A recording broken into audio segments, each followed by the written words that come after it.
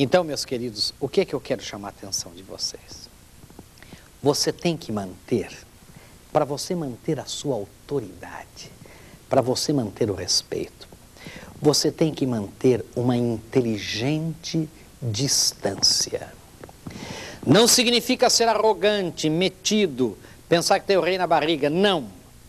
Mas não se miscua na vida pessoal, particular dos seus subordinados. Porque quando você precisar usar da sua autoridade, você não vai ter o respeito que você precisava ter dele para que ele acate, não é, a sua autoridade. Você se miscuiu demais, você fez fofocas com ele, você... Meus queridos, eu vou dizer a vocês uma coisa. Eu uma vez vi um caso seríssimo. Convenção de vendedores, dezenas de vendedores. E os diretores da empresa e os gerentes foram para a noite, para a noitada. Não sei se fizeram coisas erradas ou não, não importa. Mas foram com os vendedores, não é? No dia seguinte, eles beberam junto. Né? Eu achei até, pela conversa que eu ouvi, que foi mais uma bebedeira, foi mais... Mas o diretor bebeu demais, o gerente bebeu demais na frente dos seus subordinados. No dia seguinte, na convenção, todos os vendedores diziam: aí, doutor, hein? Ontem, ó, o senhor estava bonito ontem. Gente, e o homem ficava vermelho. E o homem perdeu o respeito. Perdeu o respeito.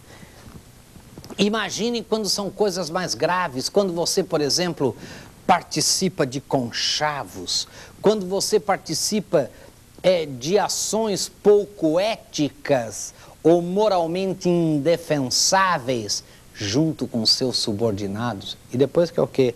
Impor autoridade? Você quer dizer o que você pensa? Dizer como você quer? Ah, perdeu. E a autoridade é como um cristal. Você pode até colar, né? Mas fica uma coisa grotesca. Quebrou, não tem mais conserto. Então, meu querido, pense nisso. Cuidado, porque ninguém é herói para o seu valet de chambre, ou seja, para o seu camareiro. Se você é muito íntimo demais das pessoas, né, dos seus subordinados, como é que você vai fazer? Eu conheço donas de casa, veja se é verdade ou não. Donas de casa que têm nas suas empregadas domésticas verdadeiras confidentes. Falam das brigas com o marido, contam o caso do marido.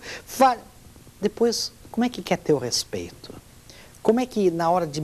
Fica difícil. Né? Eu sei demais sobre você. Eu me sinto muito íntima de você. E aí eu perco o respeito. Vamos ver um pouco mais em seguida, porque eu quero comentar com vocês a mesma coisa com relação aos nossos parceiros de negócio. Vejam se é complicado ou não. Vamos ver em seguida.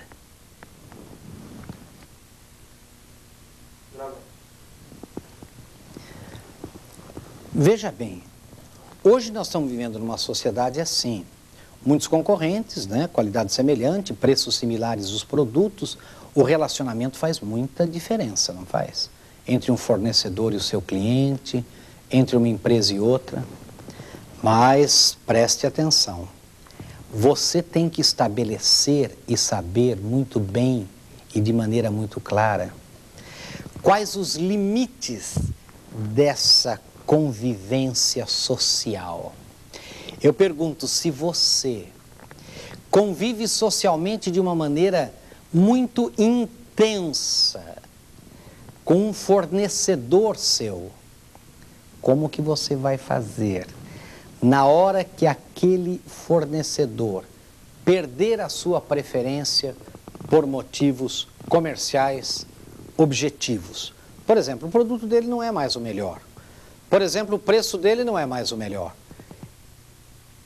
Veja bem, hoje nós estamos vivendo numa sociedade assim.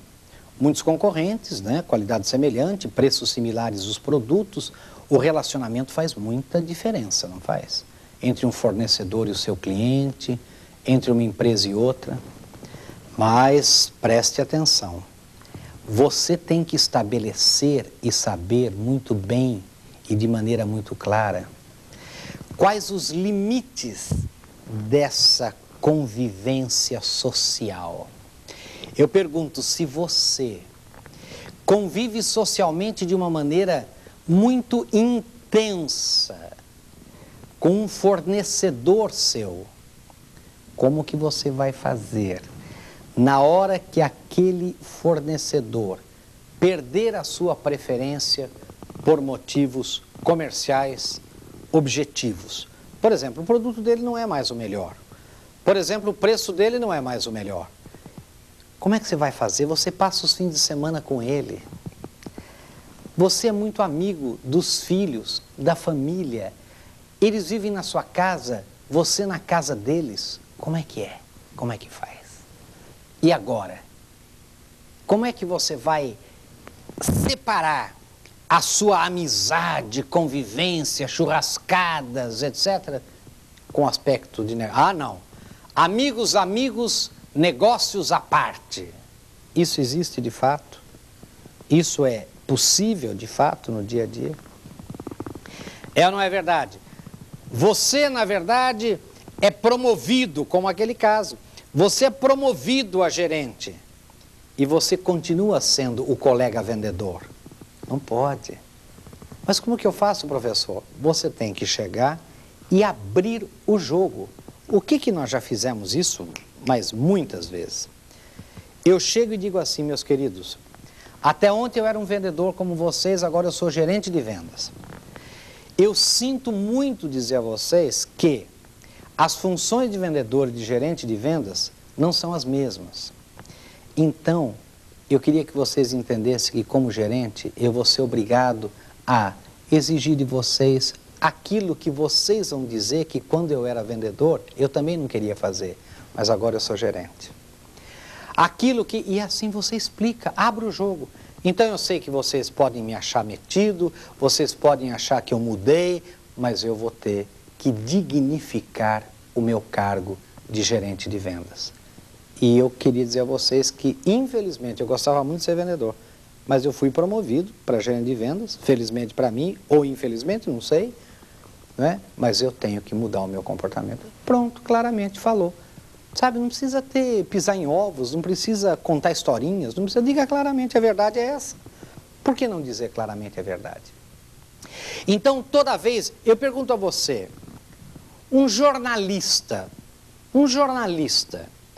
que é muito amigo, por exemplo, você é da área econômica de um jornal, e de repente você é amigo pessoal de uma série de empresários, né, de 2 ou 3, mas assim, amigo mesmo de ir na casa da praia, né? Eu pergunto para você, e quando tiver que fazer uma matéria contra a empresa dele? E se a empresa dele tiver algum... Como é que você vai fazer, hein? Como é que você vai justificar? Você vai dizer, não, jornalista é jornalista, eu não tenho nada. Será que é assim, de fato? Eu pergunto a você, você que é, por exemplo, veja o caso, outro dia nós estávamos comentando, um sacerdote, pode ser um pastor, pode ser um preletor de uma igreja pentecostal, enfim. Eu pergunto, essas pessoas devem ser assim, muito íntimas, amigas, assim, de uma amizade muito forte, até demais. Eu estou falando de intimidades, né? Com uma família, com outra família. Será que não é ruim para aquela visão que eu tenho do sacerdote, para aquela visão que eu tenho? Ah, mas o sacerdote tem direito, mas acontece que tem um ditado francês que diz noblesse oblige, ou seja, a nobreza obriga algumas coisas que o plebeu não tem que fazer e que o nobre tem que fazer. Não é verdade? Quer dizer, ou seja, você vai ter que, você pode não gostar, mas você tem que manter uma certa distância, um certo respeito.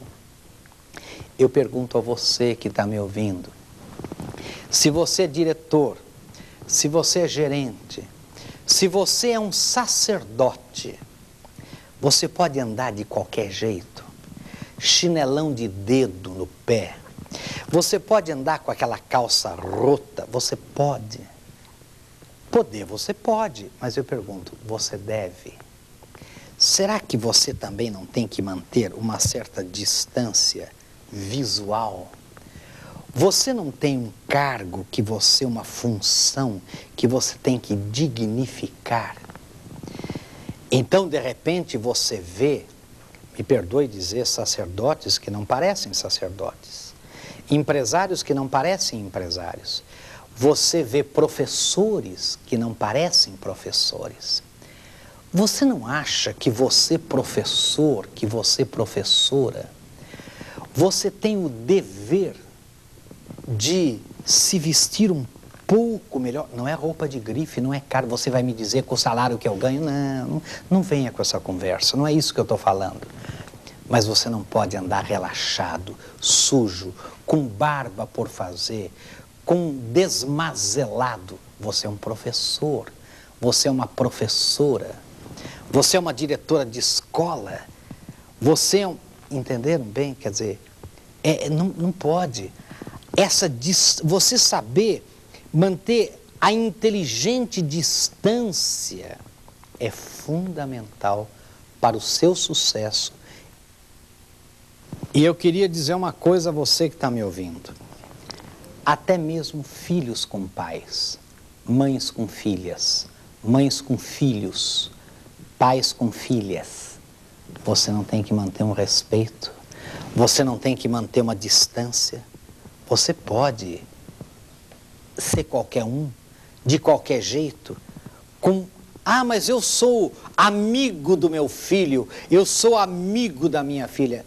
Será que você não está extrapolando um pouco essa intimidade desrespeitosa com relação à sua filha, você que é pai?